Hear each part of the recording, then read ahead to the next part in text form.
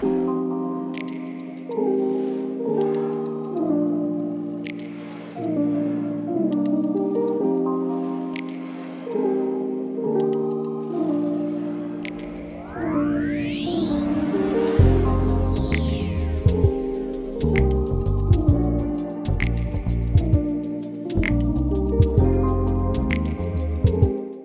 morning, and welcome back to Season 3, Episode 5 of The Current. I'm your co-host, Elam. And I'm your co-host, Dallas. We hope everyone had a spooky Halloween, and we are back with you guys this week, catching you up on some current events, as well as talking with local veteran Bill Kawczynski.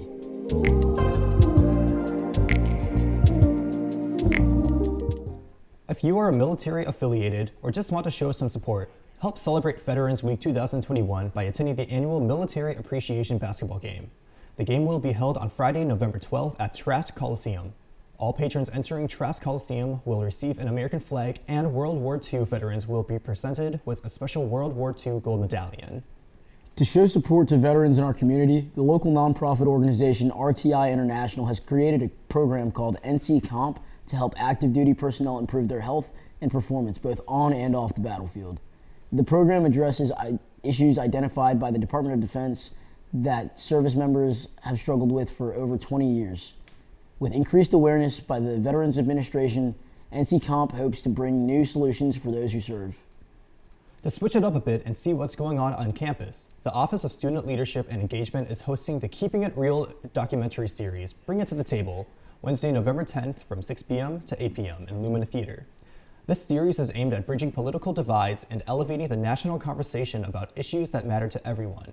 Anyone who is interested in listening to what fellow students, neighbors, friends, and community members really think are invited and encouraged to come. Students can RSVP for this event through Wavelink. Everyone is welcome. The pandemic ruined your study abroad plans? Don't worry, there are still many opportunities being offered, especially for the upcoming spring and fall semesters. Study Abroad UNCW is hosting weekly information sessions every Tuesday from 3:30 to 4:30 via Zoom. More information on this can be found through Wavelink. Go see what opportunities are available and get inspired for your future study abroad journey. And that's a wrap for this week's Recurrent segment. Thanks for tuning in, guys.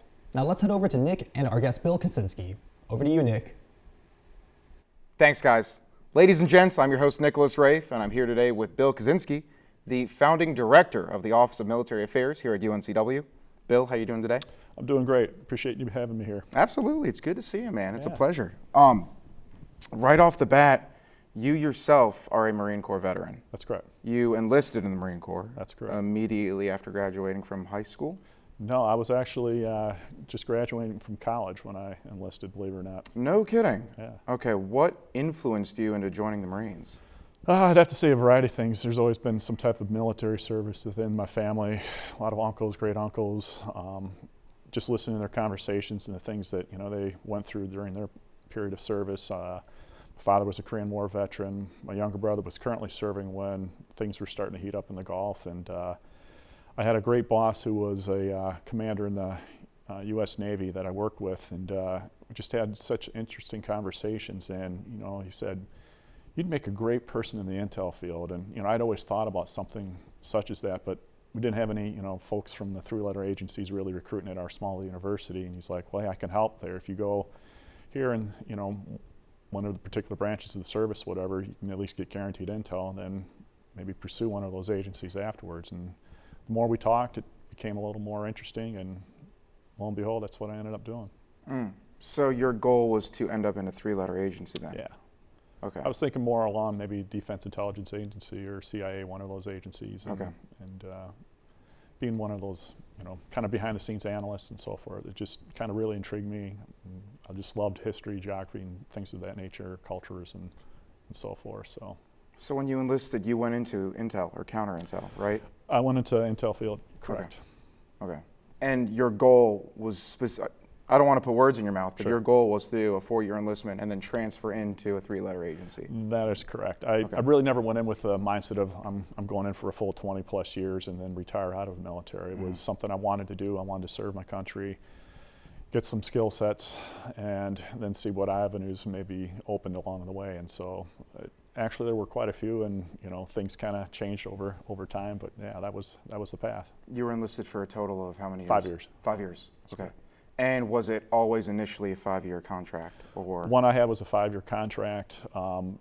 At the time frame, along with some other critical areas of need, the intel field was real short. They were having a hard time getting folks to go in, and so they would have bonuses for enlistment, or if you decided to re-up, there would be a multiple of, let's say, 5 to re-enlist. So it was attractive, but they were unfortunately losing more than they were bringing in. So it made it pretty difficult at times.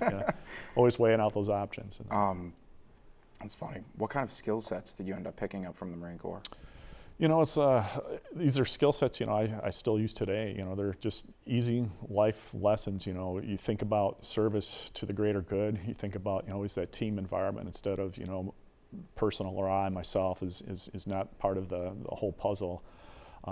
Think about the dynamics of showing up on time, having the respect both for your chain of command, for those that came before you. The great history of those that served in the military, and the critical areas and functions that they've done, setting up our country and keeping us, that preeminent force over the last 240 years. And so, it's just, thinking about, working in that team dynamic, always having, the back of your, fellow service member, male or female, it didn't matter, right to the left of you, and making sure that, you're providing for them just like they're providing for you. If you happen to deploy and had family members behind, you knew somebody was always back looking out for your family while you're down, and kind of free your mind up a little bit, knowing that we've got a great group, great family atmosphere. These are the things that we always do, is take care of one another. And so I just kind of follow through and try to utilize those same skill sets over the years of a variety of jobs that I've had. So. Is there any information that you wish you knew prior to joining the military? I think I had a pretty good idea, just because my brother was currently already in. My father had served. I had a lot of friends that were currently in or had just gotten out. So, I kind of did my intel work before I went in. They left out a few things, what it was really going to be like in boot camp, or, once you got out to the fleet or whatever else. But, I kind of just trusted the process and trusted myself first. I relied on a lot of the skill sets and things that I, hopefully, garnered when I was in college, and getting that degree, and then using those along with the great folks that I served under. And that's kind of a lesson, I think, in itself for a lot of our youth, is there are a lot of dynamic, wonderful individuals that are in leadership roles, whether it's just immediately right above you or all the way up the chain, and if you're in a company or the university or wherever you may be, and sit down and have conversations with these folks. They've got great experience, and a lot of times they just want to share it with others. So, at the end, like I tell my children, I'm trying to guide you the best way I can, so you don't make the same mistakes that, I may have made, and your life would be a little bit easier. So, being a leader, and leadership is something that has often come up in the military, and it comes up in the civilian world as well. There are even seminars about being a leader, how to maintain leadership, how to build it, how to grow it, how to cultivate this idea of what leadership or being a leader is. The Marine Corps, and even the other military branches as well, there's definitely that leadership culture involved, I guess I could say. What is a leader to you, and how do you build that in a person? There's a variety of ways, and I think sometimes people get a little confused with military leadership versus maybe the business world or other civilian sides, where they think, it's just all command and control, so you do what you're told and that's it. Right. And if you really think about the way leadership is developed, and I'm speaking reference from the Marine Corps, is you try to develop the junior folks into leadership roles and give them the initiative and the ability to kind of run with those things that you've just taught them.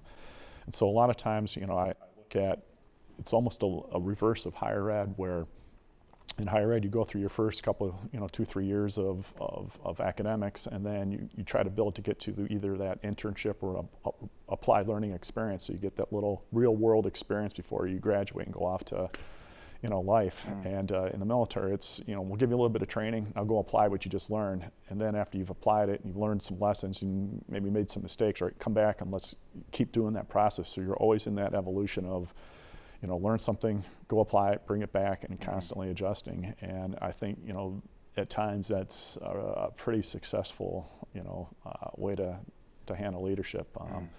The military's been doing it for, like I said, 240 plus years and has been quite successful at it.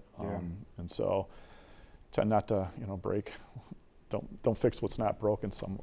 But I'm not to say, there aren't faults with some of the leadership but I think from my perspective, it's worked pretty well, and it's easily transferable to whatever role you're in society. So I'm happy about that.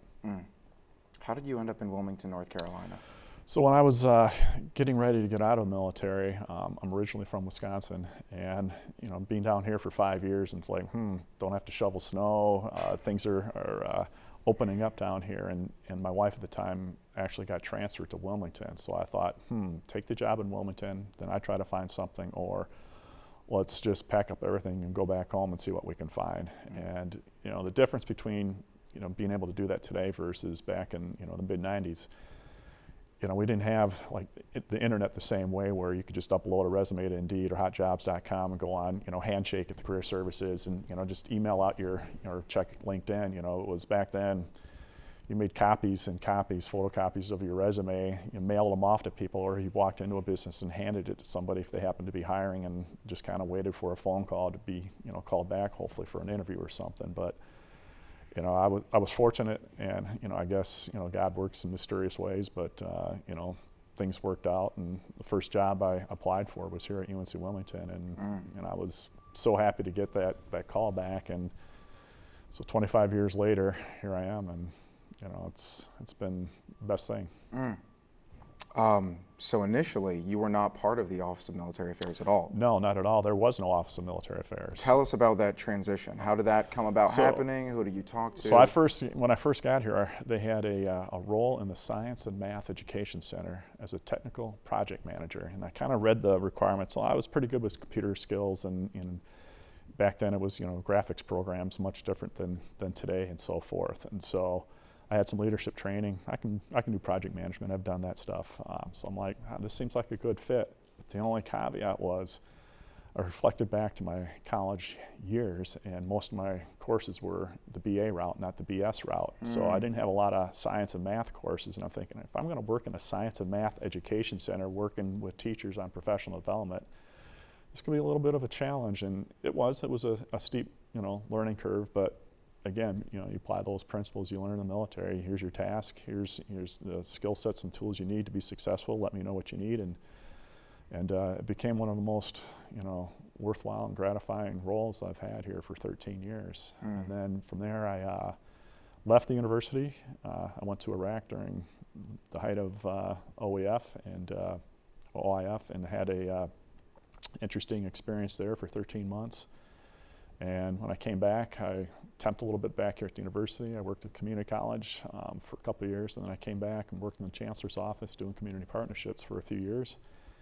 And while I was at a conference, the Chancellor emailed me and said, "Hey, Bill, I want to create the Office of Military Affairs, and I want you to be the first director of it." And so came back and had some long conversations, and what a perfect fit. I just absolutely love the role. I love our mission. I love working with the military community, and really seeing our students, arriving, through our doors first, and kind of have the big eye experience, and like, what's this going to be like? It's so different than military life. And then watching them progress, just like you, Nick, when you first came in, and it's just happy to see them walk across the stage and then on to the next bigger and better thing. So. You really are one of those guys that opens the door for so many student veterans and also military dependents, whether that be a spouse, whether that be a child of a veteran. That's a huge opportunity to be able to give military vets or anyone that's military affiliated in general that opportunity and see them grow and build their future. Well, and that's anyone that works in our office, and we've got amazing staff.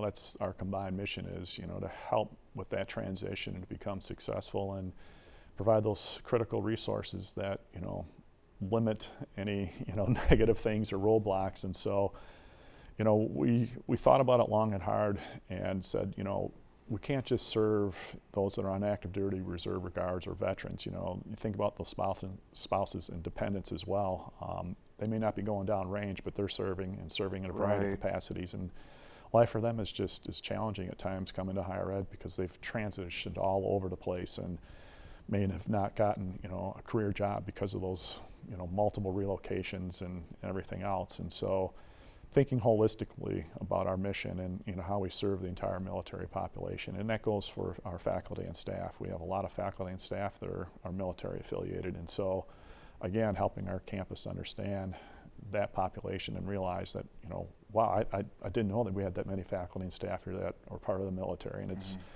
always great to see new ones that come on board and know that, you know, they've got an office, they've got resources here that can really support them. And if they got questions, you know, we have answers. So. Yeah.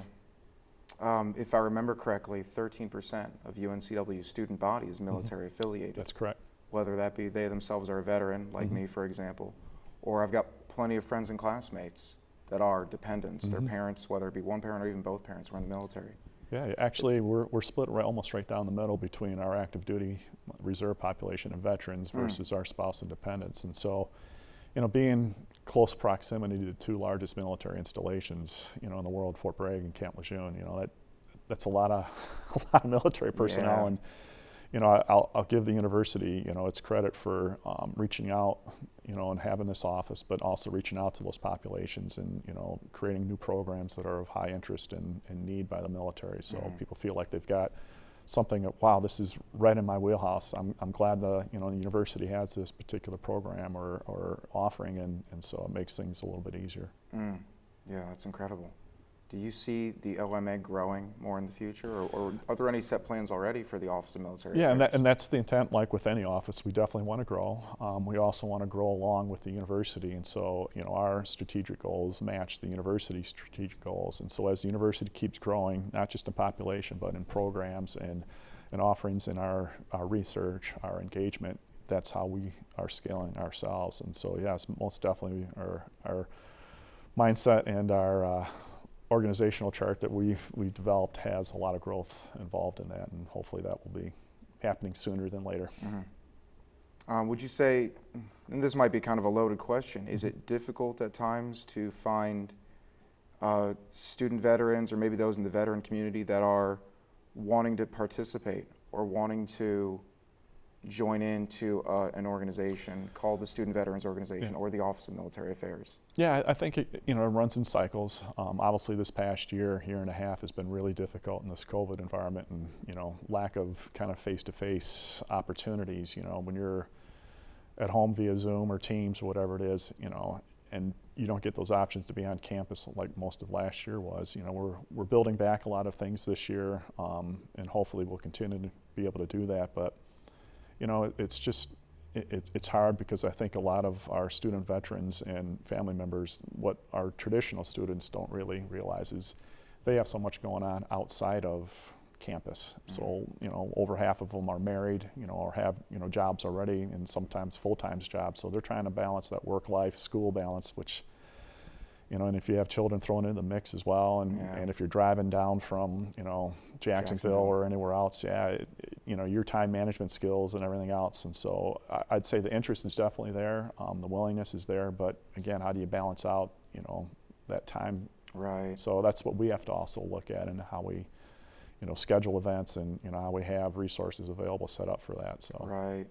And the OMA is really good about having several events all throughout each and every month. I know there's a whole list of events coming up very soon with Veterans Day, like right around the corner. You want to tell us about that? Sure, I'd be happy to. You know, years ago when we kind of first started our first series of events, we thought, well, instead of just recognizing, you know, our veterans on Veterans Day, why don't we have an entire week? And that way we can recognize even more of the players that are, you know, provide that success and resources and services, you know, to our military community. And so we kind of have a whole week of activities. And, you know, this year I just want to put an open invite to any faculty, staff, especially the students. We have our Southeastern North Carolina Veterans Day Parade on Saturday, November 6th. It is an amazing parade. It's hard to believe that they never had parades before for Veterans Day here in town, and it just started 4 or 5 years ago. So UNCW for the first year is going to have our own slot in the parade, and so we'll be marching in that. And if any student wants to come out, any faculty or staff member, bring your families or friends, members with you, and it's just it's an amazing experience, and representing the university itself, I think is critically important. We'll do our annual putting the flags around campus on Sunday morning, put one out for each faculty, staff, and student that's military affiliated, so well over 2,000 flags, again, will be going out around campus. And I know you've helped in the past, and I appreciate that. Absolutely. And then during the week, we have coffee with a cop, and which is always important. Our university police members, a good portion of them are all service members, or some still serving.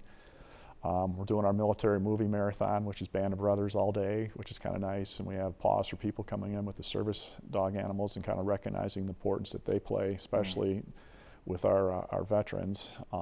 Thursday, obviously, is our Veterans Day ceremony. The Chancellor Sardarelli will be there speaking. Ty Rowell, who's a retired UNCW staff member and retired out of the military, is going to be our keynote speaker, and he kind of helped write kind of the military history of UNCW. And so, going back from 1947 when we opened as a GI Bill school, and him knowing all of the critical, components of campus that have been military, and how we've had this unique niche here in southeastern North Carolina. And we'll have a luncheon right after that for anyone military affiliated. So a great way for the students to interact with faculty and staff, and share in Veterans Day ceremony. And then the week will be concluding on Friday. I actually was approached by some staff in exercise science, and so we're going to have our first annual Veterans Week Fitness Expo on Friday morning. And it has obviously a military flair to it, and so people can still sign up for it online. We have a link on our webpage and through the College of Health and Human Services and Student Recreation Center. But we'll have our registration at 7:30 in the morning. We'll post the colors at 8 a.m. and then we'll get in formation, and we'll have a small formation run calling cadence that will run down to around Fisher, and then we'll come down Chancellor's Walkway. So we're going to ask the entire campus to come out, for 10-15 minutes during the run down Chancellor's Walk, and cheer on everybody that's participating. We've got a couple Board of Trustees members, the Provost, the Vice Chancellor for Student Affairs, Student Body President, and anyone else military affiliated or not, if they want to just participate and have fun. And then when we hit Veterans Hall Quad, we'll have 12 different functional areas of some fitness things that are kind of military-esque, so to speak. Doing burpees and pull-ups and all the gamble cans and all those fun things and stuff. But it's not a competition. It's a fun way just to kind of say, hey, look, these are some great exercises that anyone can do anywhere. You don't need a weight room or a membership at a gym. You can do them pretty much anywhere and promote health and wellness. And we'll have nutrition tables out there, and lots of just fun and exciting things. So, and then that night we'll finish off kind of our week's activities with our annual Military Appreciation basketball game. And for me, going through the whole week, it's really a special night because, it's an opportunity for our campus to welcome in the greater Wilmington and southeastern North Carolina community to campus to say, hey, look, we're going to recognize all of our veterans and those that have served. And specifically that night, we're honoring our World War II veterans. And so I've got 4 at the moment. I'm waiting on some callbacks.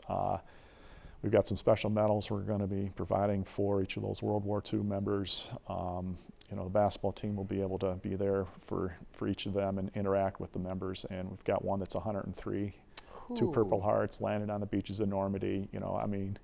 It's not every day somebody gets a chance to interact with somebody like that, and to me those are just special moments that, and for our students, you've got access to free tickets to the game. Come on out, celebrate our military, a great home basketball game, and take part in a special evening. So. What an opportunity! Yeah. Oh my goodness! And it's free. All these things are free. So that's the big thing is that it doesn't take much other than just a little bit of time. How can students who are not military affiliated at all, how can they get involved? How can they show support? There's a variety of ways. In fact, one of the easiest ways is just come down to our office space in Veterans Hall. We have open door space. Just because you may not be military affiliated, it doesn't matter. You can find ways to, maybe you're in a major in rec therapy or something that you might be working with that community one day, and you want to learn a little bit more. Maybe you want to assist the Student Veterans Organization on one of their fundraisers or some event that they've got scheduled. I know there are fraternities and sororities that part of their charters so that they work with military populations or veterans groups. You know, it's a great way to interact, and all you have to do is just stop by and just ask. We're happy to help and guide folks, kind of point them in the right direction. Thank you for that open door policy. No, that's always been our case, and you know, anytime we can share what we're doing with the greater campus community, that's always a bonus.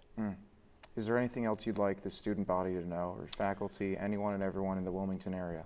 That you want us to know? I think we're really in a special location here, and we have so many different military organizations and so many veterans and retirees that are military affiliated living in our population and our campus, and you know, it's just something that I've watched grow over the years. And the previous Secretary of the Veterans Affairs came to Wilmington an awful lot because he really enjoyed the new VA facility out at the airport. But he had said, you know, the two fastest growing VA medical centers in the country are Fayetteville and Wilmington. And if things stay on the current trend, that by 2030, North Carolina will be home to the largest group of veterans in the entire country, surpassing California, Florida, Virginia, and Texas. So, holy smokes. You know, if it stays that way, you know, you can't help but interact with somebody that has, you know, served time, and you know, I just say, you know, seek those folks out. You know, they've got a great command of history and knowledge, leadership skills, but you know, they'd love to sit down and have a, you know, cup of coffee and just talk about experiences, and you know, help the younger generation figure things out as well. So, Bill Kawczynski, thank you so much for the time. my pleasure. Thank you for being here. Thank you for this opportunity. With that being said, ladies and gents, this is The Current. Stay tuned. We got some special activities coming up for you. What's going on, Doc? What's your name? How you doing? Andrew. My name's Carson Miller. I'm Sam. My name is Megan. Hey, Megan. I'm Davis. Hi, Davis. Good morning. How's everyone doing this morning? Cold. Good. I got my bagel in and my coffee, so I'm ready to go. I'm Eric. I'm Marcus. I'm Summer. I'm Ashley. Haley. Jessica. Lucas. And Will. Logan. We're interviewing students about Veterans Day, because Veterans Day is like right around the corner. What date is Veterans Day? Anyone know? May 28th. Close. May 25th. Close. May 24th. November 11th, guys. Come on. I just said it's right around the corner. So right now we're interviewing students about like Veterans Day and stuff like that, because it's like right around the corner. What date is Veterans Day? Just looked at it. 8th, 7th. I know it's coming up. You're close. You're close. Probably 10th then. I know it's like You're getting warmer. 12th, 11th. 11. There you go. That was close. Yeah, you got it, man. I can't remember the date either. It's usually celebrated on a Monday, though. Is it the second Monday of November? That's a good question. I don't know. I don't know either. What date is Veterans Day? On a calendar. Sometime in November. That's a good answer. I mean, you're there. You're there. It's like 11th? Yeah, dude. Nice job. That's it, man. That recall. When is Veterans Day? Do you know? I actually don't know. November 11th. That's all right. A whole bunch of people don't know that. So you're totally. I don't know. I usually don't know when Veterans Day is until it's like, oh, it's the weekend of Veterans Day. Oh, yeah. When is Veterans Day? Like the 13th of something, maybe? Close. May. Is it May? No. That was close. Maybe. I know there's a month. Isn't July their month, like a Veterans Month? I thought it was June. I know, but it's technically supposed to be Veterans Month. No, it's the month before that. What comes before June? May? So what is May? I mean, I like how I break You're down the good. wrong answer. that is a very wrong answer. Very wrong answer, but it's cool. like, Totally it's cool. It's November 11th. I'll give you that. That's all right. What day is Veterans Day? It's next Thursday, What date is that? the 11th. Yeah. No one. I couldn't tell you. No one knows that. What date is Veterans Day? I honestly don't know. Okay. What does Veterans Day mean to you, man? Just be thankful for our freedom we have. Thank the vets. Oh, man. Sacrifice and all that. It honors the service of our heroes and our veterans and all that, I guess. So Veterans Day is like right around the corner. What does Veterans Day mean to you? Well, my grandfather was a veteran in Korea. I think he was in the Navy, so it's a little bit more important to my family, not quite as important as like modern day veterans where people, you know, are coming back with severe mental illnesses like PTSD and stuff like that. but it is something a little bit important to us because our family does have a little bit of a connection. I think it's just about appreciating and honoring and remembering sacrifices a lot of people make. It's always just good to take time and just to, I think, appreciate people who sacrifice more than us. What is Veterans Day? A day where we celebrate veterans. Yes, we honor those that have served in the forces for our nation. It's a day where we celebrate the people who have served our country. You know? What is Veterans Day? What is the purpose? What does it mean? Does it have any meaning to either of you? Yeah, to me, just like I come from a military family, so it's just like a thank you for kind of protecting our land and shit like that. My husband was in the Marines, so it's like, Got it. go you. Just paying gratitude to people who sacrifice their time and possibly life to protect us. Do you do anything to celebrate Veterans Day? Not really, you know. Besides, thanks my dad's a veteran, so. Not typically because we all kind of have our own schedules, but we kind of keep it in mind. Everybody in our family is very thankful for what soldiers do and what they sacrifice, whether it be the physical life sacrifice or mental sacrifices, family sacrifices, whatever. Put up the flag.